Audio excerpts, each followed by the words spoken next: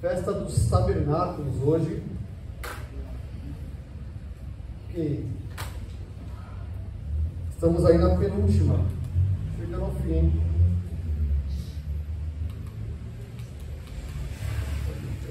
Peraí, só alguma. Facilita muito isso.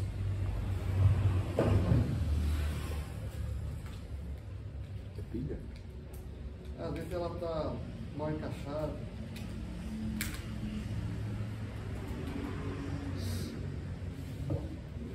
Hoje, estudo número 9, volta ao lar, a festa dos tabernáculos. Vamos só, como eu sempre faço, relembrar algumas coisas, mas para frente nós vamos ler esses textos aqui, tá bom? Daqui a pouco a gente volta neles. Mas vamos relembrar aí o que nós já vimos.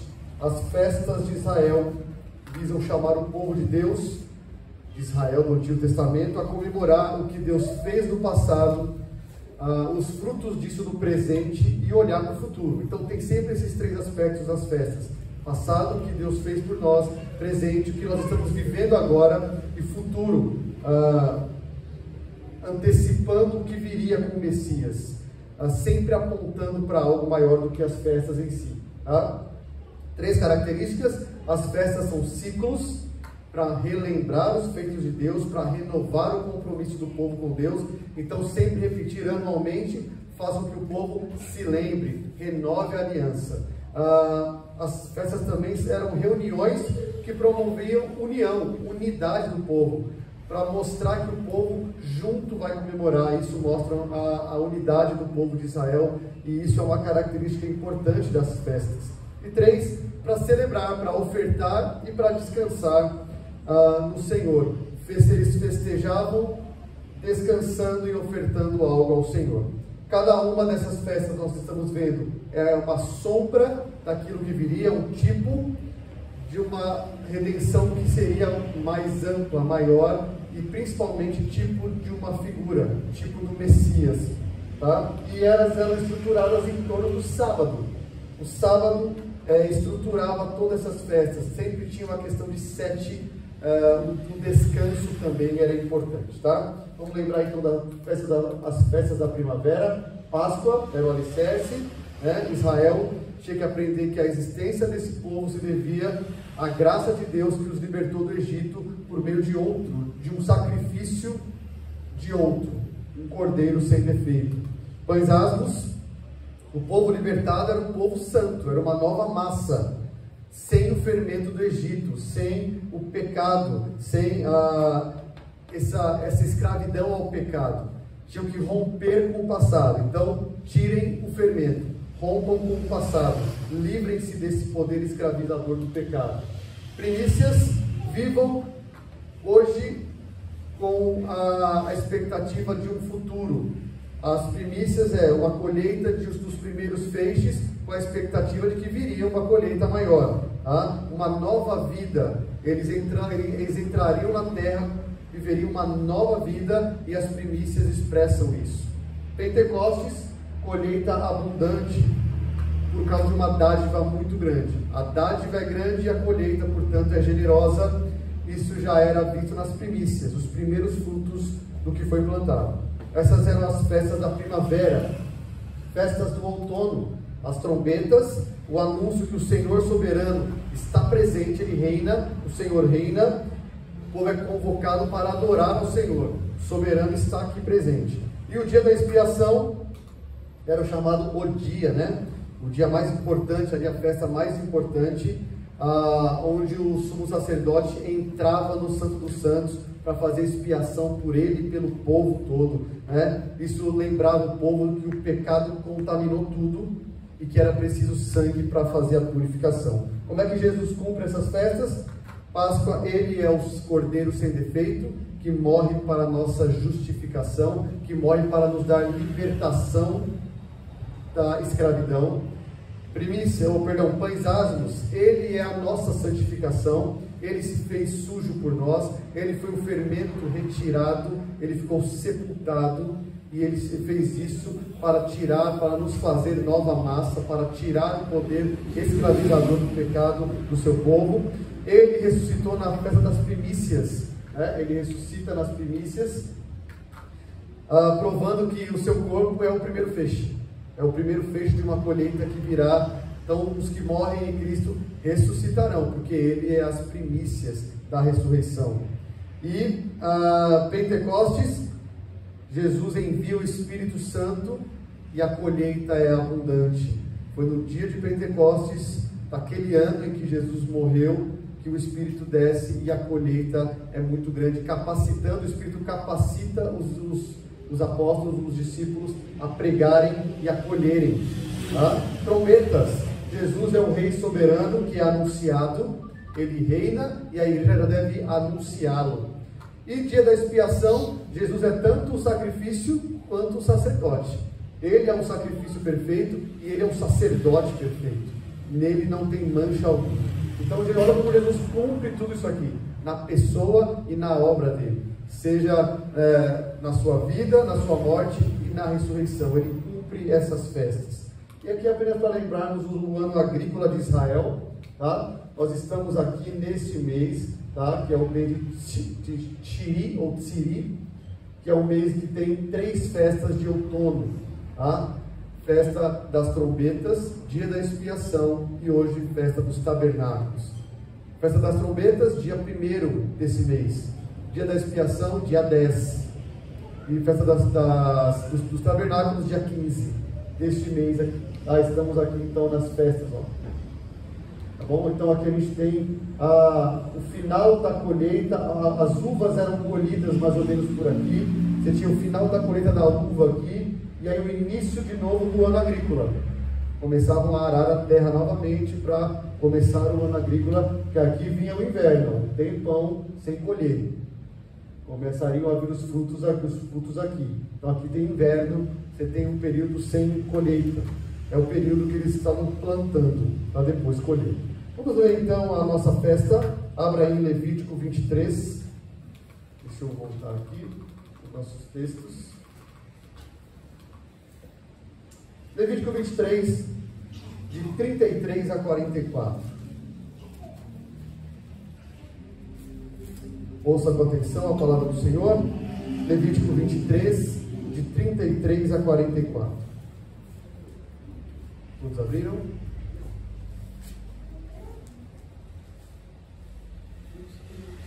Isso, Levítico 23, de 33 a 44. Vamos lá? Disse mais o Senhor a Moisés: fala aos filhos de Israel, dizendo: aos 15 dias deste mês 7º, será a festa dos tabernáculos ao Senhor, por 7 dias. Parou aqui. Qual outra festa você lembra que durava 7 dias? Lembra aí de alguma? 7 dias? Começava e dura 7 a festa. A maioria era um dia só. Agora tem uma lá no começo que são 7 dias de festa. Pães asmos, tá? Então lembra que a Páscoa era no dia 14, pães asmos 15 até 21. Pães asmos era uma festa que durava. Esta é igual. Começa dia 15, dura 7 dias, tá? 35. Ao primeiro dia haverá santa convocação, nenhuma obra servil fareis. Shabbat, descansa. 7 dias oferecereis ofertas queimadas ao Senhor. Ao dia 8º tereis santa convocação e oferecereis ofertas queimadas ao Senhor. Reunião solene, nenhuma obra servil fareis. Percebe então a estrutura dela, a moldura dela? No primeiro dia descansa, santa convocação. No 8º dia descansa também, santa convocação. Então ela dura 7 dias. No 8º, um dia depois do 7º, descansa também. Tá? 37. São estas as festas fixas ao Senhor, que proclamareis para santas convocações, para oferecer ao Senhor oferta queimada, holocausto e oferta de manjares ou cereais, sacrifício e libações, cada qual em seu dia próprio, além dos sábados do Senhor e das vossas dádivas, e de todos os vossos votos, e de todas as vossas ofertas voluntárias que dareis ao Senhor. Porém, aos 15 dias do mês 7º, quando tiverdes recolhido os produtos da terra, celebrareis a festa do Senhor por 7 dias. Ao primeiro dia e também ao 8º haverá descanso solene.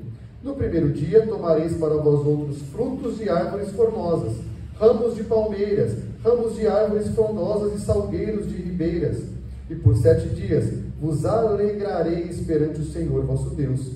Celebrareis esta festa ao Senhor por 7 dias cada ano. É estatuto perpétuo pelas vossas gerações. No mês 7º a celebrareis. 7 dias habitareis em tendas de ramos.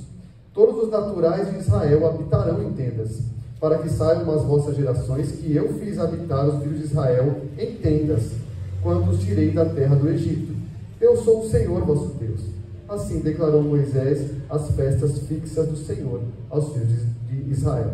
Percebe então a prescrição? 7 dias, vocês vão habitar em cabanas nesses 7 dias, vocês vão colher os frutos, vai ser um dia de alegria, vocês vão celebrar esses 7 dias, recolham aí ramos de palmeiras, se alegrem, tragam ofertas, todo ano façam isso. Percebe a quantidade de 7 que tem aí? Ele está reafirmando isso, reforçando isso. Vamos para o texto de Números, e aí você vai se espantar um pouco. Próximo livro, Números 29, a partir do 12. Como é? Números 20, tá ali, ó. Números 29, 12 a 39. Aqui nesse texto, Números vai esclarecer ou vai detalhar quais os sacrifícios dessa festa. Oferta, sacrifício e libação. Qual a diferença? Então, a libação é derramado, tá? A oferta pode ser de cereais e sacrifício é animal, tá? São os materiais, os elementos que eram... Claro que você ofertava os cereais, mas a oferta em holocausto é animal. A libação é derramamento, seja vinho, seja algum líquido, tá? Olha só, número 29 é a descrição detalhada do sacrifício que você teria que levar. Versículo 12. Aos 15 dias do 7º mês tereis santa convocação.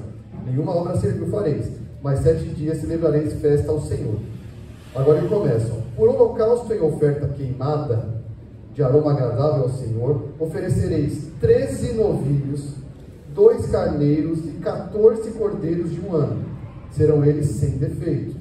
Pela oferta de manjares, olha aí, oferta de cereais, de cor de farinha, amassada com azeite, como um pão, 3 décimas de 1 efa para cada um dos 13 novilhos, mais ou menos 6 litros aí, tá? 2 décimas para cada um dos 2 carneiros, e 1 décima para cada um dos 14 cordeiros, e um bode para oferta pelo pecado, além do holocausto contínuo e a sua oferta de manjares e a sua libação. Coisa pra caramba, não é? Muita coisa, não é? Agora veja só, isso era no primeiro dia. No segundo dia, oferecereis 12 novilhos, 2 carneiros, 14 cordeiros de 1 ano sem defeito, com oferta de manjares e as libações para os novilhos, para os carneiros e para os cordeiros, conforme o seu número, segundo o estatuto, e um bode para oferta pelo pecado, além do holocausto contínuo e sua oferta de manjares e sua libação. Uau! Agora, se você olhar, vai descendo aí, ó. No terceiro dia, versículo 20, 23, no quarto dia, 10 novilhos, 11 novilhos, né? 9. Olha a quantidade de sacrifícios que deveriam ser levados nessa festa. Vamos lá, ó, no 8º dia, versículo 35. Vou pular, tá? Porque ele vai repetir tudo isso, vai ter uma diferença que eu vou mostrar já já. 35. No 8º dia, lembra? Reunião solene, certo? Nenhuma obra servil fareis. E por holocausto, em oferta queimada de aroma agradável ao Senhor, oferecereis um novilho, 1 carneiro, 7 cordeiros de 1 ano sem defeito, com a oferta de manjares e as libações para o novilho, para o carneiro e para os cordeiros, conforme o seu número, segundo o estatuto. E um bode para a oferta pelo pecado, além do holocausto contínuo, a sua oferta de manjares e as suas libações.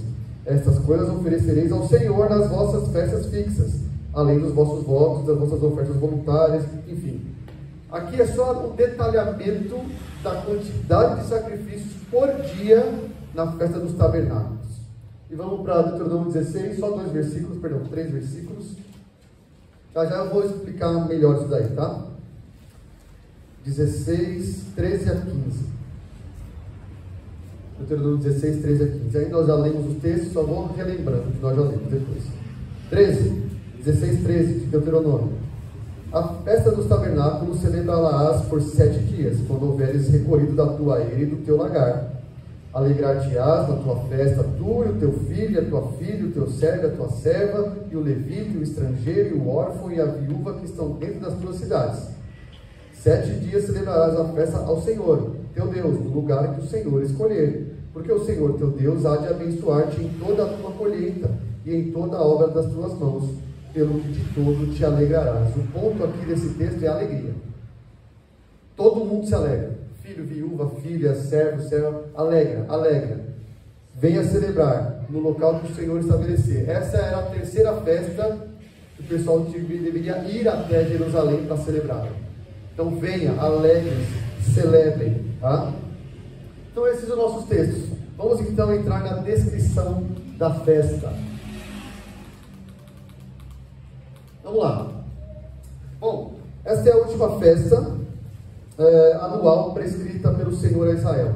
Festa anual, é a última, tá? Vai ter o jubileu, que é a cada 50 anos, né? 49 anos, termina no ano seguinte, tem lá o jubileu. Mas essa aqui é a última anual que o Senhor prescreve, tá? A festa dos tabernáculos, ou das cabanas, ou em hebraico ali é Sukkot, tá bom?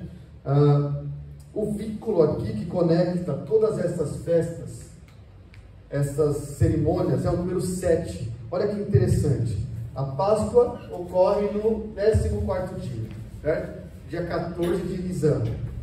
Pães asmos dura 7 dias. Primícias ocorre no dia imediato ao sábado, após o 7º dia.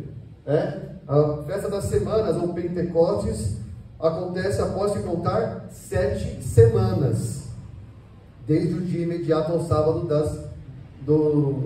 das primícias. Trombetas é o primeiro dia do 7º mês.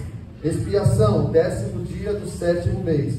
E tabernáculos dura 7 dias. Percebe que há um vínculo aí com o número 7. O número 7 na Bíblia representa completude, né? Deus criou o mundo em quantos dias?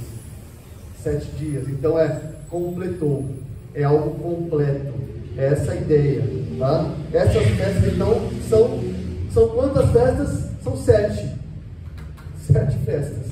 São 7 sábados, 7 descansos especiais no ano a serem respeitados aí pela nação. Então você tem aí um vínculo que as liga. Seguindo, como é que essa festa, qual era o dia dessa festa?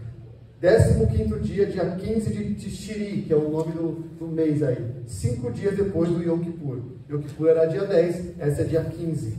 E durava 7 dias, tá? Igual a festa dos pães asmos, como eu disse. Era uma santa convocação, um descanso solene no primeiro dia e no 8º dia. Você tinha, para de trabalhar todo mundo, no primeiro e no 8º, se reúnam, santa convocação, nenhum trabalho. O dia era dia 15 então. Celebração incomparável. Nós vimos, né? É incomparável isso daqui. Nenhuma festa tem esse número de sacrifício. Na primeira referência, que é Levítico, eu falei, nossa, não vai matar quase nada. Você falou, não vai matar quase nada. Eu pensei assim, nossa, não mandou matar ninguém. Sabe de nada, né? Não sei de nada. Nenhuma das outras festas exigia tanto sacrifício. Enchia tanto as estradas para Jerusalém, com tantos peregrinos. Então, ao longo do tempo, ela ficou conhecida como a festa, de tão grande que era. Lembra? O dia da expiação era o dia. Era um dia muito solene, de muita tristeza pelo pecado. Lembra que era contaminação, tudo foi contaminado, tinha que purificar tudo. Essa era a festa. Lembra que a alegria é um dos termos aqui muito enfatizados. Alegrem-se nessa festa. E claro, envolvia cabanas, né? O nome dessa festa, Sukkot, vem das cabanas ou tendas temporárias que Israel viveu durante os 40 anos lá que vagou pelo deserto. Eles viveram em tendas, em cabanas. E Deus prescreveu essa festa para que Israel celebrasse em Canaã. Lembra que tem uma questão de colher, nas colheitas, tragam a colheita, tem a questão de estar na terra já aqui, tá? Os elementos da colheita. Então a festa ocorria após o recolhimento da última colheita que tinha, que era da uva. Lembra do ano agrícola lá? A uva era um dos últimos a serem colhidos, depois vinha o inverno. aravam a terra, esperavam, plantavam, esperavam de novo dar os frutos. Então eles tinham que se alegrar, trazer frutos da colheita, portanto eles estariam na terra ao celebrarem essa festa. E é para lembrar as gerações posteriores que Israel perambulou pelo deserto. Então você imagina aquela criancinha falando: papai, por que a gente está fazendo essa cabana aqui? Ah, filho, obrigado. É porque nossos antepassados viveram no deserto e moraram assim por 40 anos. Então a gente está lembrando isso. Cada família então devia construir uma cabana.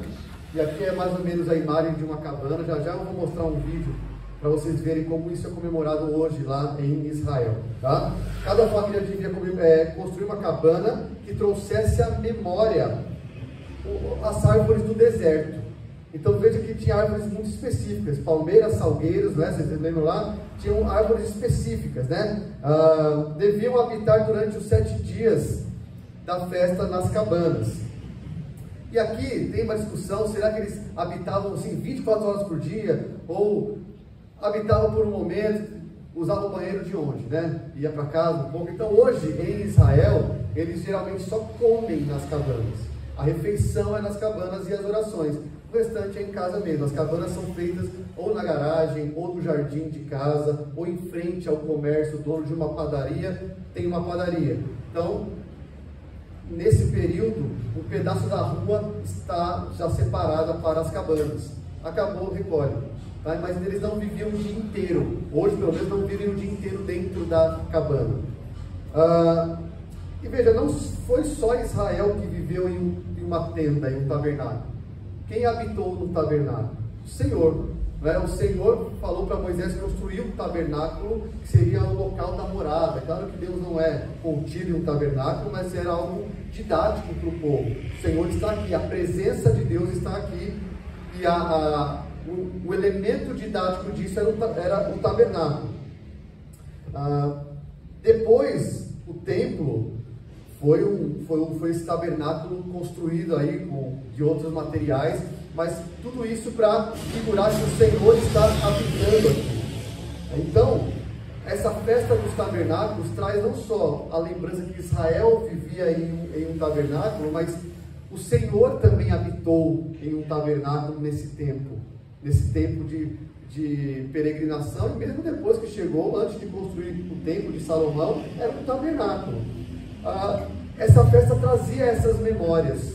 O Senhor também esteve em um tabernáculo conosco, e nós habitamos em tabernáculos, em tendas. Além disso, alegria, né? Então nós vimos até aqui como é que era o dia, muitos sacrifícios, as cabanas e muita alegria. Essa festa era a festa porque tinha que ter muita celebração nessa festa. Chegou o dia da alegria, era essa a festa, tá? As cabanas então começavam esse ponto de partida, arrumar as cabanas. Imagina assim, você arrumando as cabanas atrás da família. É mais ou menos assim como você arrumar a sua casa para o Natal, sabe? Arrumar a árvore de Natal.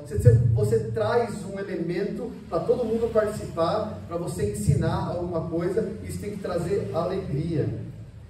E ela era observada, como eu disse, entre 2 sábados de descanso. Então essa festa celebrava o quê?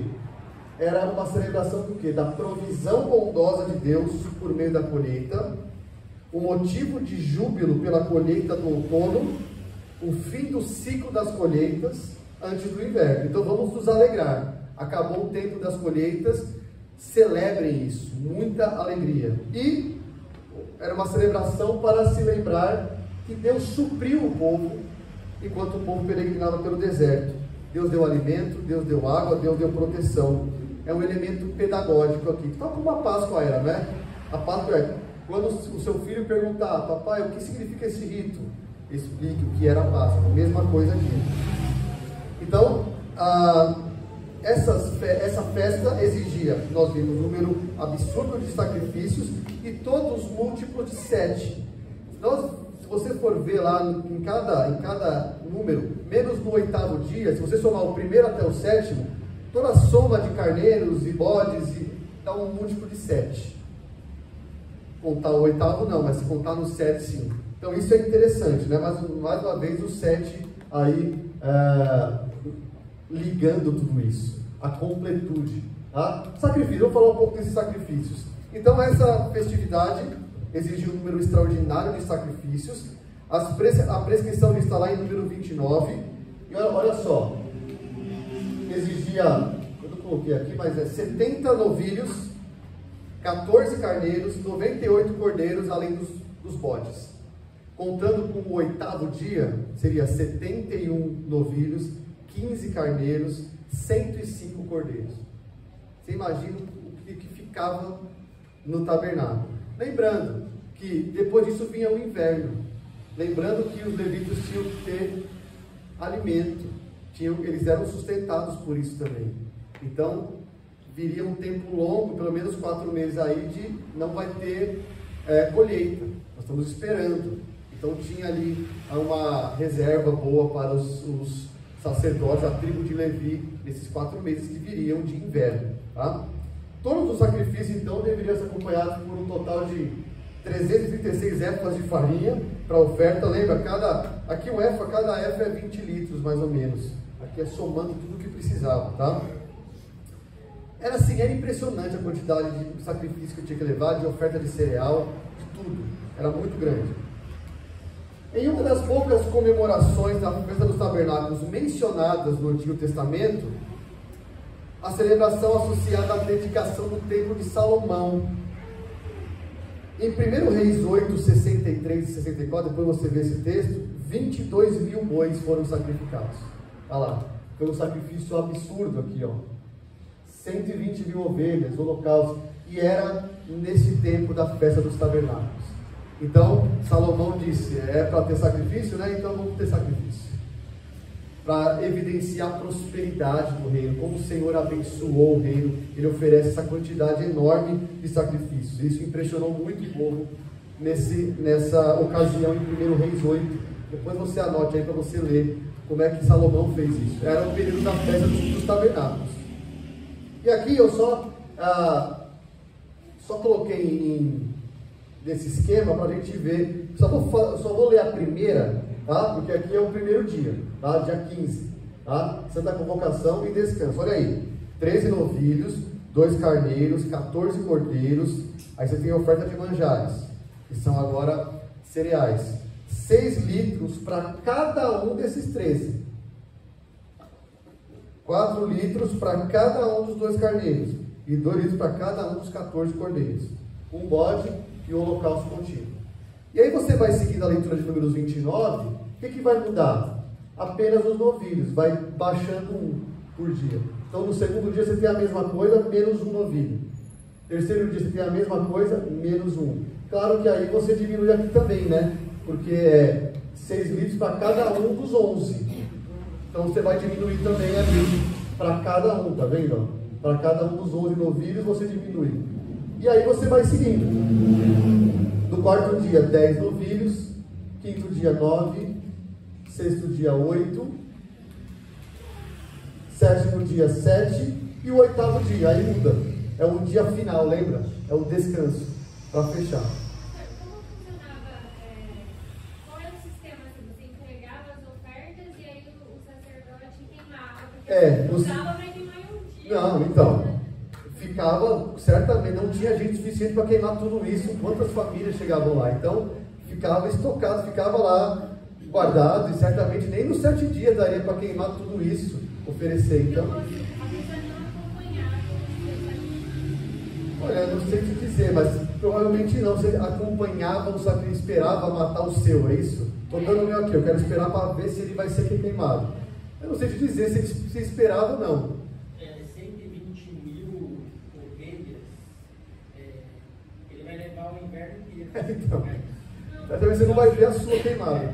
Então, eu acho que esse processo é para realmente eles ficarem no curral e ter alimento para o sacerdote, assim, mas 22 mil bois no Não, dia. é óbvio, assim. a prescrição é traga, a prescrição é traga, entregue, alegre-se. Olha o que o Senhor deu, não é? No tempo de Jesus, eles também iam ao templo levando pombinhos.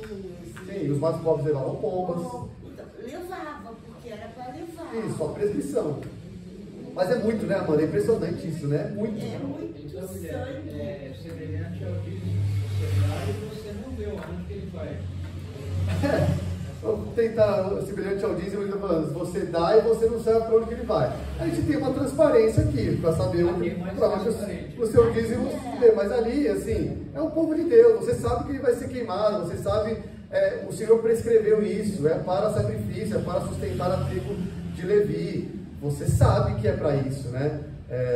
Tem esse tipo de transparência, teria esse tipo de transparência lá, ainda que você não visse o teu animal sendo queimado. Aí não vai gerar aquele tipo, será que queimado meu? Não, mas eu acho que Acho que não. A preocupação é levar. A preocupação é obedecer à prescrição. Não é de queimar. Não, mas pode ser que antigamente tivesse a mesma, talvez não, mas tivesse a mesma questão que alguns têm hoje em dia com O que vão fazer com o meu? Será que vão usar para...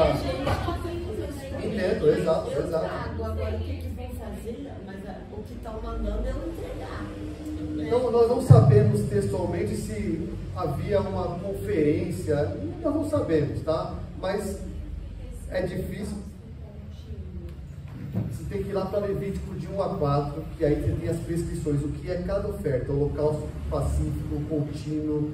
Você tem lá a prescrição de cada tipo de sacrifício. É Levítico 1 a 5 ali, você tem Moisés, o Senhor prescrevendo a Moisés o que é cada tipo de sacrifício. Não dá tempo da gente ver isso aqui, mas é uma leitura interessante de você fazer. Levítico, os primeiros capítulos, para saber o que era cada oferta.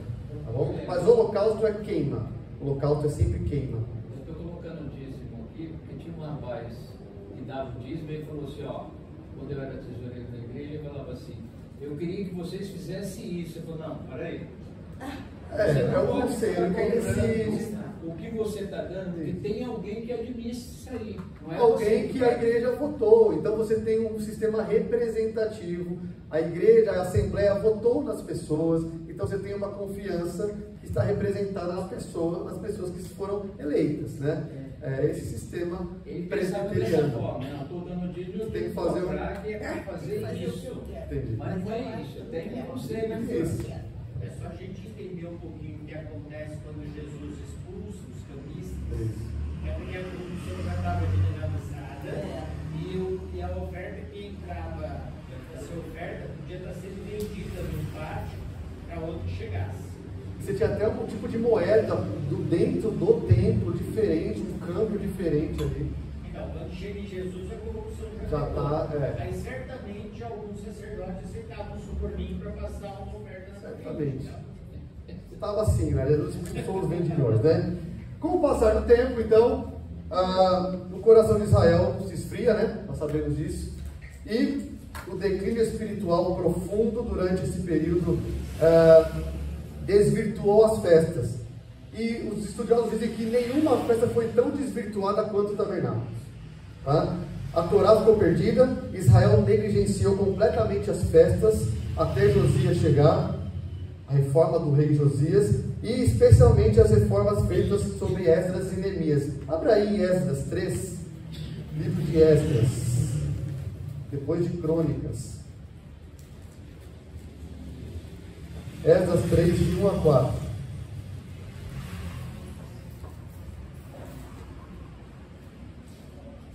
Esdras 3, de 1 a 4. Olha lá, em chegando o 7º mês, opa, percebe como você já sabe? O que tem no 7º mês de Israel? No mínimo 3 festas.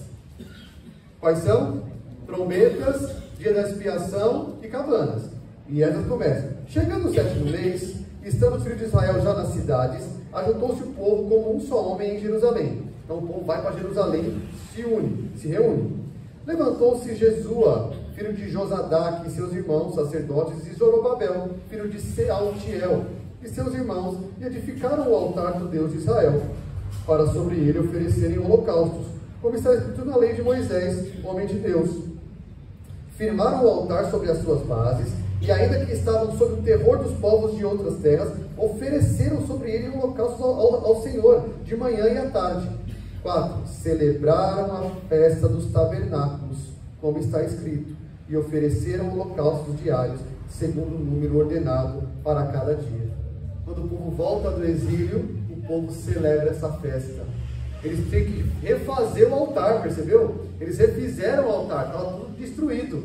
e celebraram conforme a prescrição de Moisés. Um monte de animais ali foram sacrificados. Então a gente tem isso relatado, essa festa em Esdras. Agora vai para Neemias 8, próximo livro, depois de Esdras, Neemias 8, 13.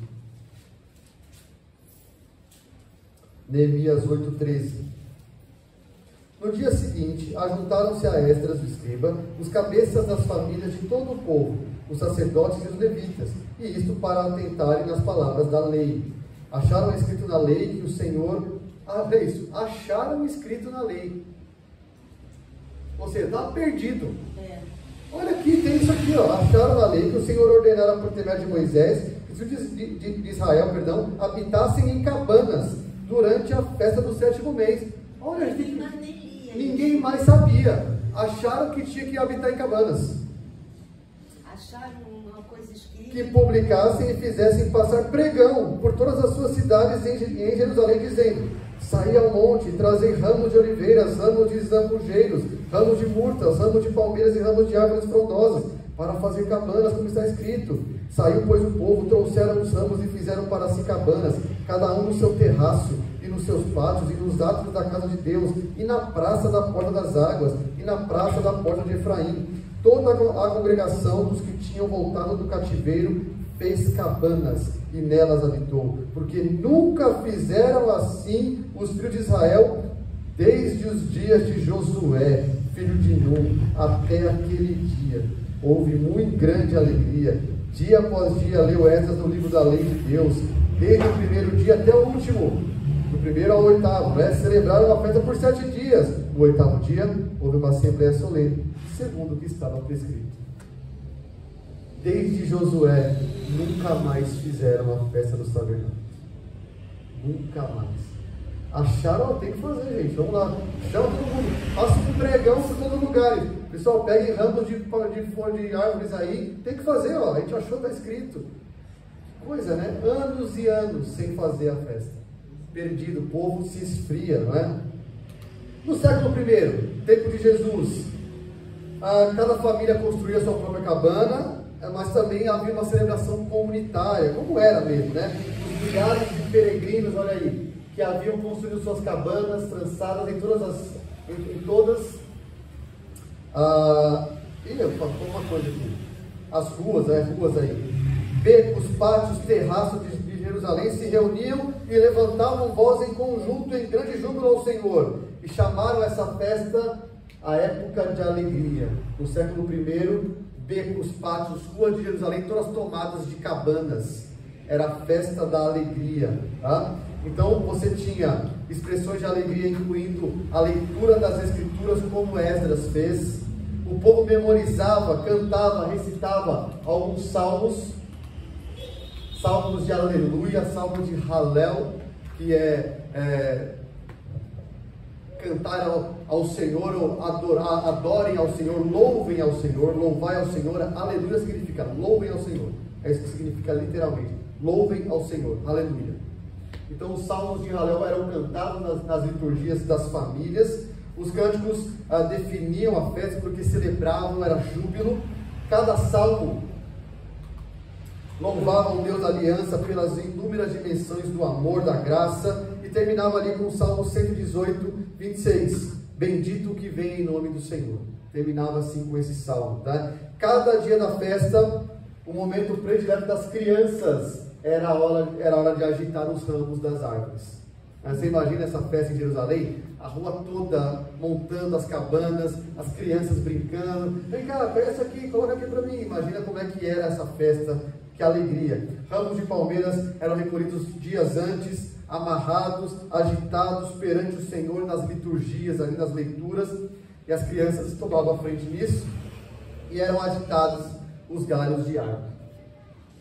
Algumas cerimônias foram adicionadas a essa festa, e essas são muito importantes para a gente fazer a conexão com Jesus também, tá? Então, em meio a essas expressões de júbilo aí, 2 cerimônias eram realizadas nessa festa, foram incluídas nessa festa com o passar do tempo. Lá em João 7,37, é um relato, a gente já vai abrir daqui a pouco. Jesus está nesse dia dessa festa, que é chamada o grande dia.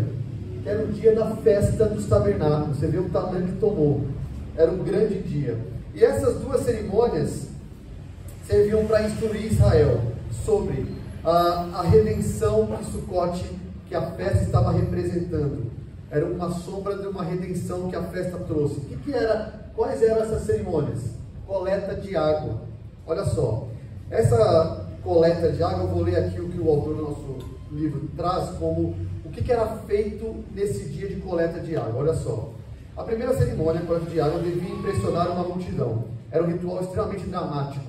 Um sacerdote levítico, ataviado com seus trajes e carregando uma jarra de ouro, percorria a longa descida pelas ruas de Jerusalém, do templo até o tanque de Siloé. Então imagina, o sacerdote ia com uma jarra de ouro na mão, andando do templo até o tanque de Siloé, acompanhando a cada passo do caminho por flautistas, por músicos e centenas de pessoas que iam acompanhando ele. Então alguém andando com jarro, sendo acompanhado por música e muita gente. As crianças corriam adiante nas ruas e era aquela festa. Depois da coleta da água no tanque, ele coletava a água no tanque e o sacerdote conduzia essa procissão de volta ao templo, entrando pela porta das águas. Era uma porta lá que chamava Porta das Águas. Trombetas de chifre de carneiro, chofares, né, anunciavam a chegada desse sacerdote com a água, com um toque muito prolongado. O sacerdote atravessava o pátio e se colocava ao lado do altar e derramava a água na bacia de prata. O povo, dizem os historiadores, exigia ver a água sendo derramada. Ele dizia assim: levanta a mão, para ele ver que ele derramou toda a água, o povo vê que ele derramou toda a água na bacia. Então, apesar de não ser descrita ou prescrita na Torá, essa coleta de água se tornou um dos principais momentos dessa festa, dos tabernáculos. Essa jogar água na bacia, tá? Os rabinos aqui tomavam como base bíblica Isaías 12:3, vós com alegria tirareis água das fontes da salvação. E o Talmud, que é um livro de tradição judaica, explica por que é chamada coleta de água. Por causa do derramamento do Espírito Santo, de acordo com o que é dito, vós com alegria tirareis água das fontes da salvação. Então criou-se essa tradição, no dia da festa, de pegar água, levar para o pátio e derramar sobre a bacia. Essa era a primeira cerimônia adicionada. Segunda, o acender das luzes, candelabros. Outra cerimônia então marcava essa celebração. Acontecia à noite e concluía a festa dos tabernáculos, tá? No início desse último dia, 4 candelabros imensos, cada um com 25 metros de altura, eram colocados no pátio das mulheres do templo. No alto de cada um ficava um óleo que servia de combustível para as chamas. E junto aos candelabros eram colocadas escadas para que os jovens das famílias dos sacerdotes levantassem os cântaros com 10 galões para encher os recipientes, para pegar fogo ali. Então os pavios eram grossos dessas lâmpadas, feitos de linho torcido. Eram as vestes dos sacerdotes usadas no ano anterior. Eram o pavio. E a luz das lâmpadas era muito brilhante. E a Mishnah, que é um outro livro dos judeus, relata assim: não havia terraço em Jerusalém que não fosse iluminado por essa luz. Devia ser lindo isso, né? Então, preparando esse pano de fundo para essa cerimônia, era o momento de se acender ali as luzes. Todos que estavam presentes, contam os historiadores, prendiam fôlego, os jovens subiam as escadas carregando óleo e acendiam as luzes que iluminavam a noite. Você imagina isso acontecendo. Antes da gente passar para o ponto que nos interessa, só uma última olhada aqui para a descrição. Um olhar para o futuro. A festa não só olhava para o passado, para o que Deus fez no deserto, como é que o povo andou no deserto, viveu em cabanas e Deus suprindo, mas olhava também para o futuro, quando Deus traria o seu povo de volta do exílio entre as nações. Abre em Zacarias, lá no final do Antigo Testamento.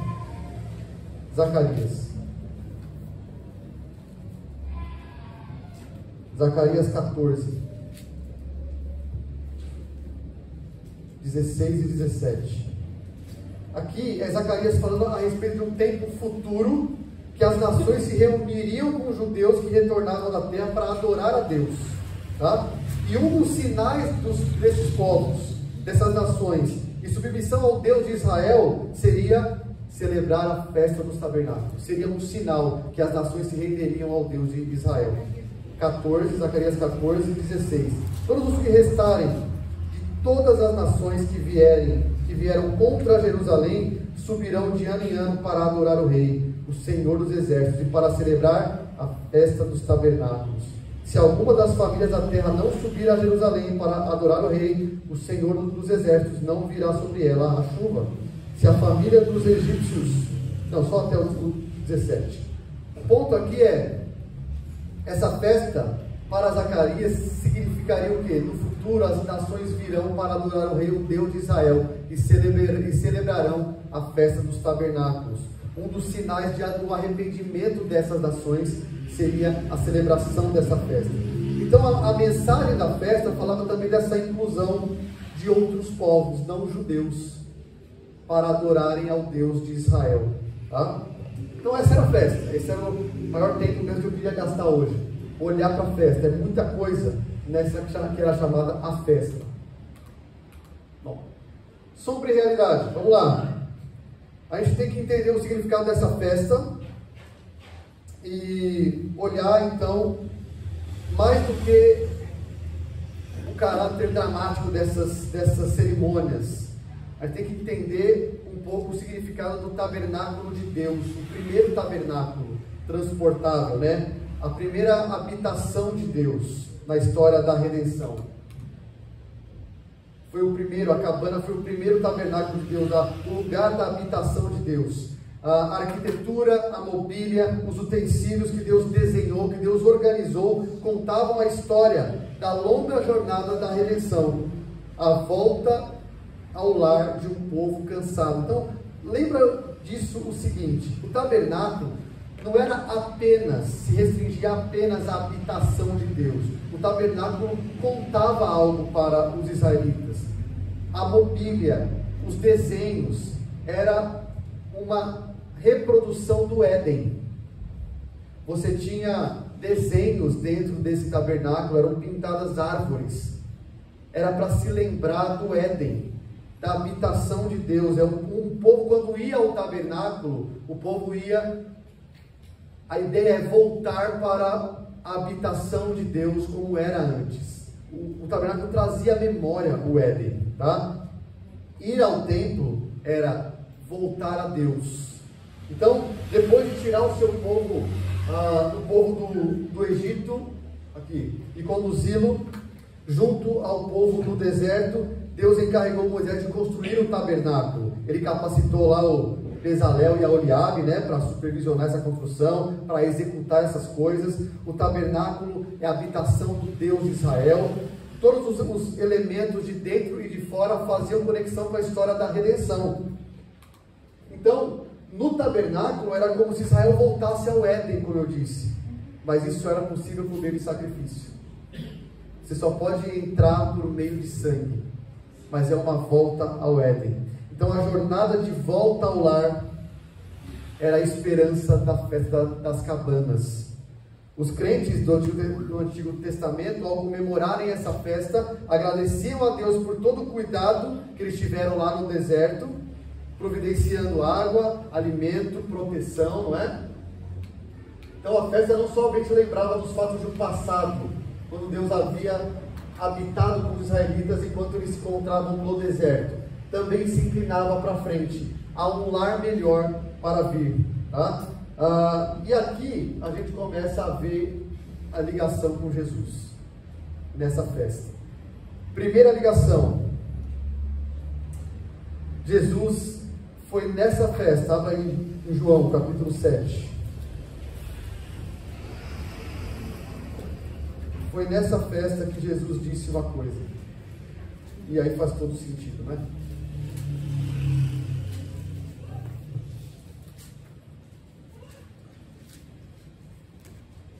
João 7, 37 e 38.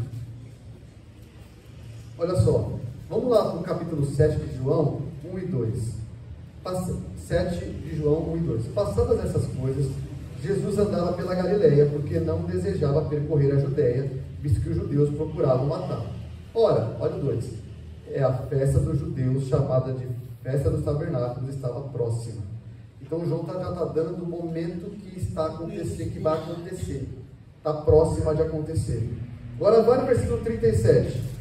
No último dia, o grande dia da festa, levantou-se Jesus e exclamou: se alguém tem sede, venha a mim e beba. Quem crer em mim, como diz a Escritura, do seu interior fluirão rios de água viva. Lembra da celebração que era feita de derramamento da água? Não seria muito imaginar que ele falou isso na hora que a água foi derramada, né? Teria sido, se foi isso, foi exatamente, imagina a emoção disso, né? O Messias agora oferece, ele é a provisão de água. A água viva que flui do nosso interior vem dele. Quem crer em mim. Foi na festa dos tabernáculos que ele disse isso. No último dia, no dia da grande festa, olha lá. Foi nessa festa: se alguém tem sede, venha a mim e beba. Além disso, Jesus é a luz do mundo. Ele falou isso em qual momento? Lembra? Falar um pouco da água. No Éden você tinha rios que cortavam, não é? Você tinha rios ali ao redor. Eufrates, o Tigre. Eles saem, o castigo de Adão e Eva é sair daquele lugar. Agora tem aridez, tem dificuldades de água. A mesma coisa aqui. Você tem no deserto agora um povo que precisava de uma coluna de fogo para guiá-los, para esquentá-los à noite e para guiá-los também. Luz, uma luz que protege, uma luz que orienta, coluna de fogo.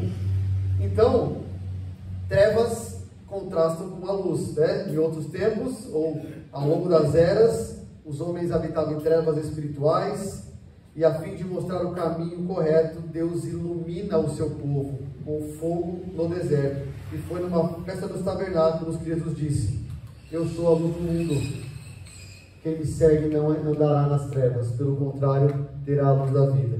Capítulo 8 de João, ele está continuando aí o capítulo 7, mas veja que aqui é uma questão de disputa textual.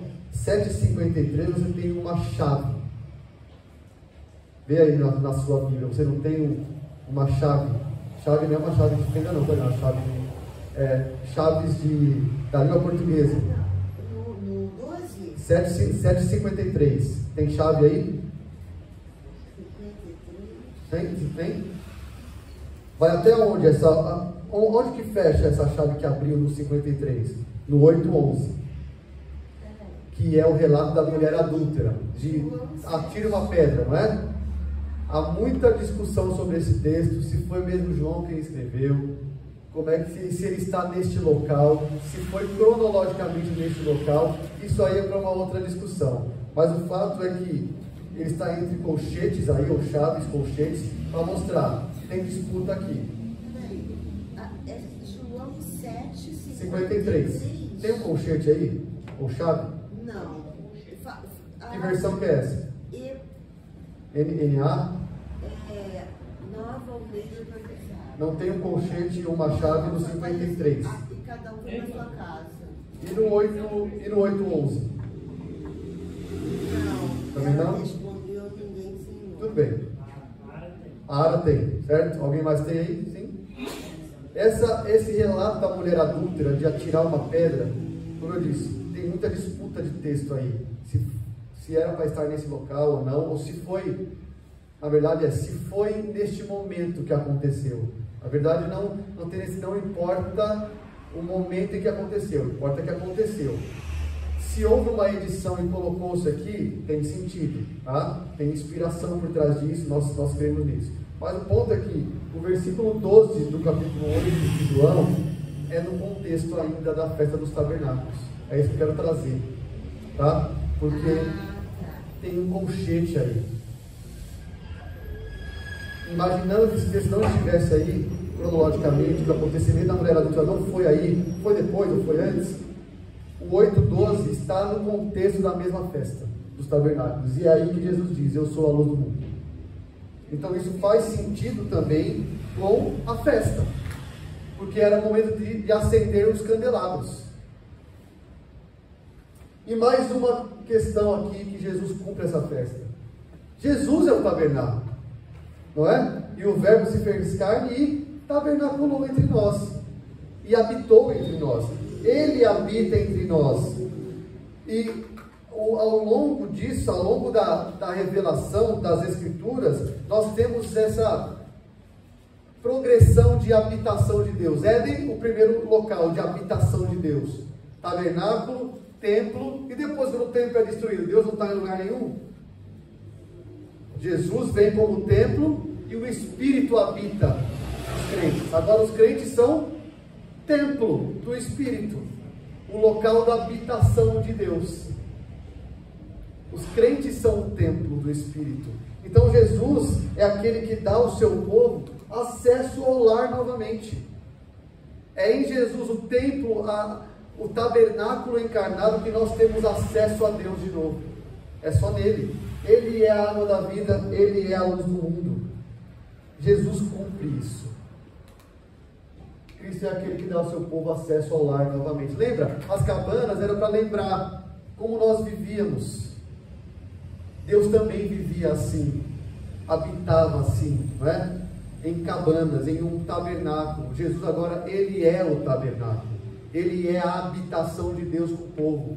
E o Verbo se fez carne e morou e habitou e tabernaculou com Deus. Essa é a palavra no grego lá, tabernaculou entre nós. É uma referência explícita ao Yahvé se fazendo carne e morando com o seu povo, e habitando com o seu povo, e andando entre o povo. Ele cumpre essa festa também nesse sentido. E para finalizar, aqui é o último, porque é bem curtinho, um já e o ainda não. É evidente, nem o templo, nem a igreja são capazes de conter Deus, né? A gente não fala assim, Deus está aqui só, restrito a esse local. Claro que não, né? Deus habita no meio de um povo formado por pessoas de todo povo, língua, nação. E a Nova Jerusalém não fica na Palestina. Nós somos o povo em que Deus habita por meio do seu Espírito. E nos últimos capítulos da Bíblia, lá em Apocalipse, é descrita a habitação de Deus no novo céu e na nova terra, não é? Então, voltar ao lar, voltar a Deus, foi a esperança de vida, da vida e do culto de Israel por séculos. Uma jornada representada no tabernáculo e no templo, cuja alegria o povo experimentava em Sucote. O lar final do povo de Deus será muito mais rico do que isso, ou do que nós podemos imaginar. A gente tem um anseio de habitar para sempre com Deus, na presença dele no novo céu e na nova terra. Nós o veremos face a face, habitaremos, nós voltaremos à nossa casa. O crente vai voltar ao lar quando habitar de fato e sem a presença do pecado com Deus. E essa riqueza que nós estamos ansiando, que virá no novo céu e na nova terra, onde nós habitaremos com o Senhor, ficará para a próxima festa, a celebração da festa do jubileu, onde tudo será restaurado ao dono original. Tudo será entregue novamente àquele que é dono. Isso que era o jubileu. E é essa a realidade de que nós vamos habitar com o Senhor, que está chegando na festa do jubileu. Tudo de volta ao seu dono. Quem devia não deve mais. Quem era escravo não é mais. É a situação ideal, representada por uma festa, tá? Então nós vivemos na expectativa desse dia. Eu quero só mostrar rapidamente o contexto do tema, mas é só um trecho. Depois você vê aquela moça do YouTube, a Aline, ela é uma judia e ela trata de muitas questões do Antigo Testamento. Ela tem uma visão judaica da coisa, o pai dela é rabino e tal, mas é interessante como ela mostra essa festa sendo comemorada e celebrada hoje em Israel. Quero mostrar só um trecho, tá? Se você quiser pesquise lá, mas lembre-se, a linha é judia, tá? A gente estava vendo até um vídeo dela falando sobre o rei Ezequias que construiu aquele canal de água, e a esperança dela é que um dia Jerusalém, aquela cidade, vai voltar a ter as suas praças e tal. E eu falei pra minha mãe, puxa, falta para ela, né, a esperança da nova Jerusalém. Ela está esperando aqui nessa terra o cumprimento físico das coisas. Então, mas é interessante o que ela mostra da festa das cabanas, tá? Deixa eu mostrar aqui. 8h34, dá para mostrar alguns. Eu não sei se vai sair o som, vamos ver se tem o volume. Vamos ver se sai.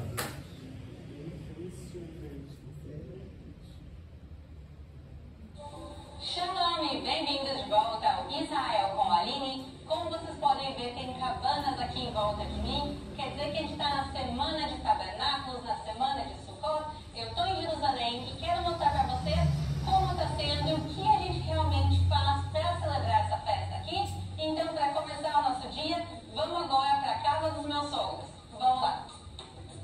Olha que legal a sucá deles. No ano normal, quem vem aqui e decora são as crianças da família, mas já que eles moram longe, quem veio decorar esse ano fui eu mesmo. O que vocês acharam? A pergunta que mais surgiu nesses últimos dias é o que a gente realmente faz dentro do tabernáculo, dentro da sucá. Pessoas só têm uma obrigação realmente, que é fazer as refeições, e é isso que a gente está fazendo agora, aqui os meus sogros, aqui também está a minha sopa, que eu vou comer daqui um pouquinho, mas além disso a gente pode fazer as orações das 4 espécies, também tem gente que dorme. O ideal, a ideia é trazer o máximo que a gente pode da vida de dentro de casa para a rua, mas na sucá, no tabernáculo não tem tudo, pessoal, aqui não tem banheiro, não tem cozinha, então ainda assim a gente passa parte do nosso tempo dentro de casa. E agora, pessoal, eu vou fazer um intervalinho agora na nossa gravação, porque eu vou sentar para comer e depois a gente segue.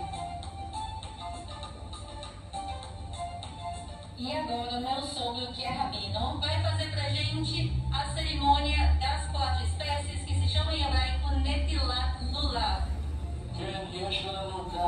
Aí, ela é judia, percebe? Então ela faz a cerimônia dos judeus.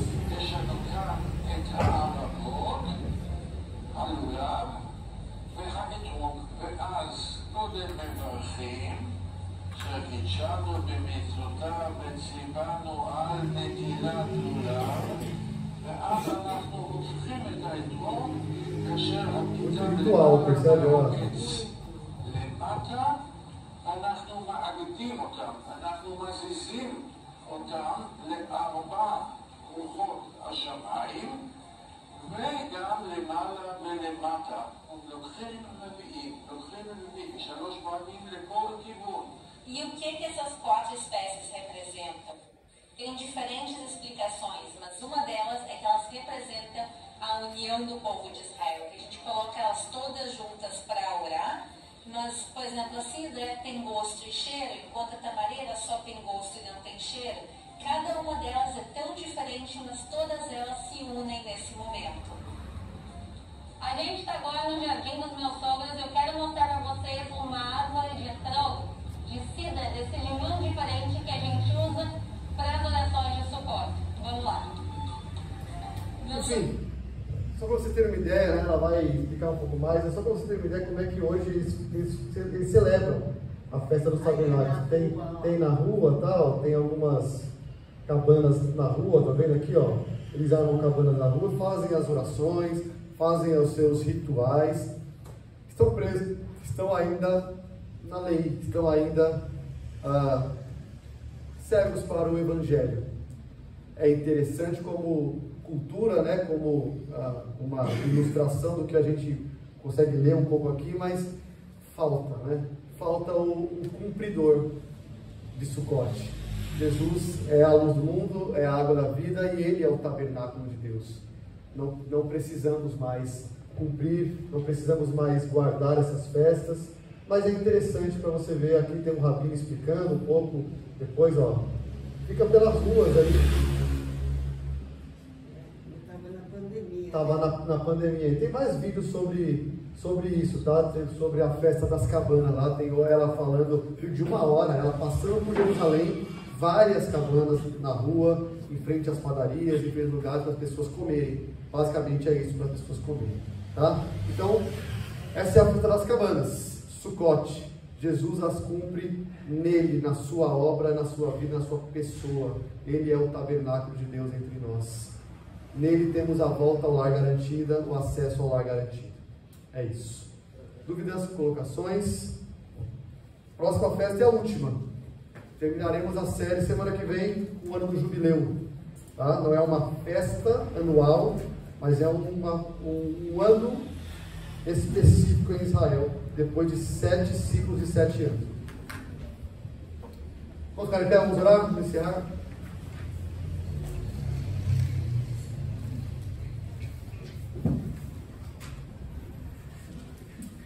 Vou orar. Senhor, nós agradecemos pelo dia de hoje, agradecemos pela Tua palavra, agradecemos porque ao considerarmos esta festa, enxergamos como Cristo a cumpre de maneira cabal, de maneira perfeita. Ele, o tabernáculo, que tabernaculou entre nós, o Deus bendito e único que tabernaculou no meio do seu povo. E Ele é quem manda o Espírito que habita em nós agora, na igreja, templo do Espírito Santo. Agradecemos por isso, agradecemos porque Ele é a nossa água da vida, Ele é a nossa luz, é Ele quem nos dá orientação, direção certa, é Ele quem nos sacia daquilo que nós precisamos.